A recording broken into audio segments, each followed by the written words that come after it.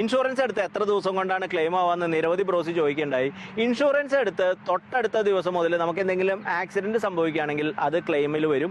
അതുപോലെ തന്നെ ഒരു മാസം കൂളിംഗ് പീരീഡ് ഉള്ളൂ കേട്ടോ. നമുക്ക് ക്യാൻസർ അതുപോലെയുള്ള ക്രിട്ടിക്കൽ ഇൽനെസ് ഒക്കെ നമ്മുടെ ദേഹത്ത് ഡിറ്റക്ട് ചെയ്യാണ്, അപ്പൻഡിസൈറ്റിസ് വരികയാണ്, അതുപോലെയുള്ള അസുഖങ്ങളൊക്കെ വരികയാണ്, പനി അതുപോലെയുള്ള നാച്ചുറൽ കലാമിറ്റീസ് ഒക്കെ വരികയാണെങ്കിൽ എല്ലാ അസുഖങ്ങൾക്കും ഒരു മാസത്തെ കൂളിംഗ് പീരീഡ് മാത്രമാണ് ഉള്ളത്. ഏതാണ്ട് 12 അസുഖങ്ങൾ, അതായത് പൈൽസ്, ഫിസ്റ്റുല, നമുക്ക് നട്ടലിനുള്ള പ്രോബ്ലംസ്, കിഡ്നി സ്റ്റോൺ, റെൻഡൽ സ്റ്റോൺ, സൈനിറ്റൈസ്, അതുപോലെ തിമിരം, ഇതുപോലുള്ള അസുഖങ്ങൾക്കൊക്കെ നമുക്ക് 2 കൊല്ലത്തെ വെയിറ്റിംഗ് പീരീഡ് ഉണ്ട്.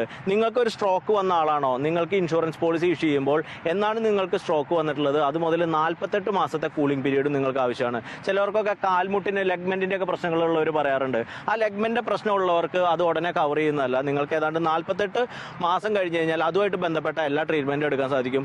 ഇപ്പോൾ നോക്കുക, ഒരു ഫാമിലി 30 വയസ്സിന് താഴേക്കാണെങ്കിൽ അവരുടെ പ്രീമിയം എന്ന് പറഞ്ഞാൽ ഒരു 15,000 രൂപ തൊട്ടിട്ട് 20,000 രൂപ വരെ ആയിരിക്കും. അവരൊരു 10 ലക്ഷത്തിന്റെ പോളിസിയാണ് എടുത്തതെങ്കിൽ ഏതാണ്ട് 1 ലക്ഷം രൂപയാണ് ഡെലിവറിയുടെ എക്സ്പെൻസിന് മാത്രം കിട്ടുക. അതുകൊണ്ട് തീർച്ചയായിട്ടും ഇൻഷുറൻസിനെ കുറിച്ച് നിങ്ങൾ ചിന്തിക്കുക. ഇൻഷുറൻസ് എപ്പോഴും നമ്മുടെ ഭാവി പ്ലാൻ ചെയ്യുന്നതിന് വളരെ അത്യന്താപേക്ഷിതമാണ്. കാരണം മെഡിക്കൽ എക്സ്പെൻസ് നമുക്ക് ഒരിക്കലും പ്രവചിക്കാൻ സാധിക്കില്ല എന്നുള്ളത് തന്നെയാണ്. എല്ലാം ക്യാഷ്ലെസ് ആയിട്ട് തന്നെ ട്രീറ്റ് ചെയ്യാവുന്ന മോഡേൺ ഫെസിലിറ്റി ഇന്ത്യയിൽ ലഭ്യമാണ്. അപ്പോൾ ഇൻഷുറൻസ് ഫാമിലി ഏതൊരു മലയാളി ഫാമിലിക്കും അത്യന്താപേക്ഷിതമാണ്. എടുത്തു വെച്ച് കഴിഞ്ഞാൽ ഇന്നല്ലെങ്കിൽ നാളെ നിങ്ങൾക്കത് ഉപകാരപ്പെടും. ടെൻഷൻ ഫ്രീ ആയിട്ട് നമുക്ക് ജീവിക്കാനും സാധിക്കും. താങ്ക്സ്.